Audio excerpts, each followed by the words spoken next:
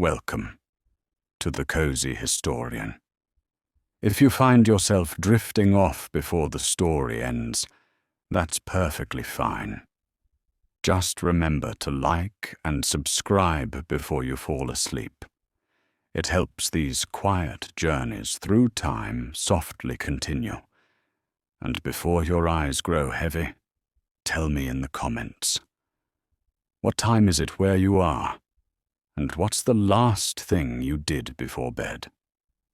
Tonight, we're traveling back to the very beginning of rest itself. So fluff your pillow, pull up your blanket, and let's drift back to the world's very first bed. But tonight, our focus rests in the flickering half-light of the Victorian bedroom, a world of creaking bedsteads, soft ticking clocks, and 100 quiet habits that guided one gently towards sleep. As the gas lamps outside hissed into silence, the Victorian home began its nightly transformation. Curtains were drawn, doors locked, and the embers of the drawing-room fire dimmed. The household, whether grand or humble, moved into ritual. In the wealthy home, a lady's maid might enter the bedchamber with a silver tray of brushes, pins, and lavender water. The mistress would sit before her dressing table, her corset already loosened, and the maid would begin the slow, rhythmic brushing of her hair. 100 strokes, it was said, to keep it glossy and pure. The bristles whispered through the long strands as candlelight flickered across the mirror. For gentlemen, the process was brisker, but no less ceremonial. A man might exchange his day coat for a loose smoking jacket, pour himself a modest brandy, and read by lamplight before retiring.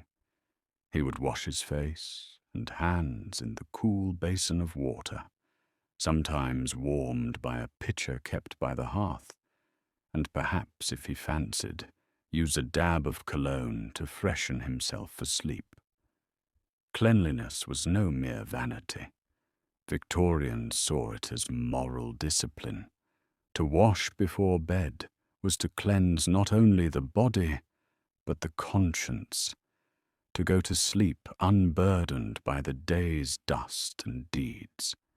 The bedroom itself was a carefully curated stage. Thick curtains blocked the city soot, and embroidered coverlets guarded against winter's bite. Beside the bed might sit a porcelain pitcher and bowl, a glass carafe of water with its cup inverted on top, and perhaps a vase of wilted roses, a small, tender sign of domestic gentility. And then there were the sheets. On winter nights, they could be near freezing. Enter the bed warmer, a brass pan filled with glowing coals, swung gently beneath the covers to take off the chill. Too long beneath the linens, and it risked scorching the fabric. Too little, and the cold would wake the sleeper before dawn.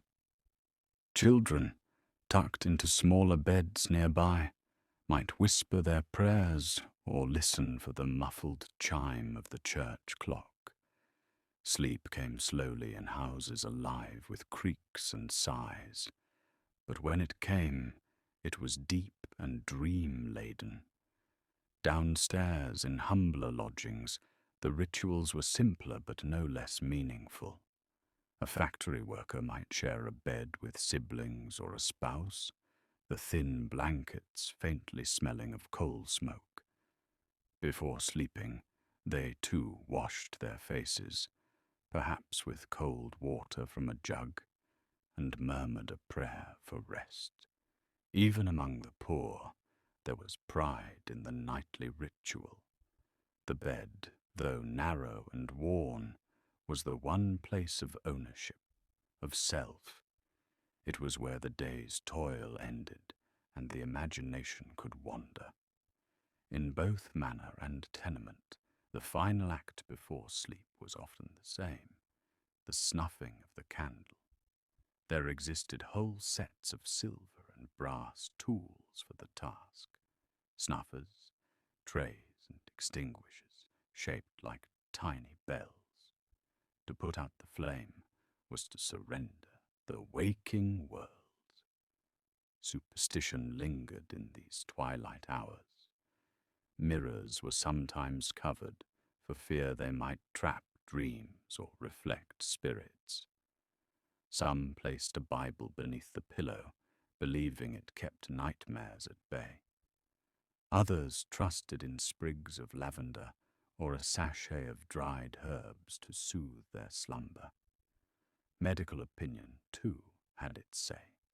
The Victorians were fascinated and often alarmed by sleep. Doctors advised against heavy curtains that blocked fresh air, believing poor ventilation led to bad dreams and moral weakness. Articles in the household words warned readers against going to bed with a troubled mind or a full stomach. And yet, amid all these anxieties, there was poetry in the nightly descent into darkness. Lovers exchanged letters scented with violets. Mothers sang lullabies beside cradles, and solitary scholars fell asleep over open books. As the century drew on, sleep itself became gentler. The invention of spring mattresses, cleaner cotton linens, and gas heating made the Victorian night increasingly comfortable.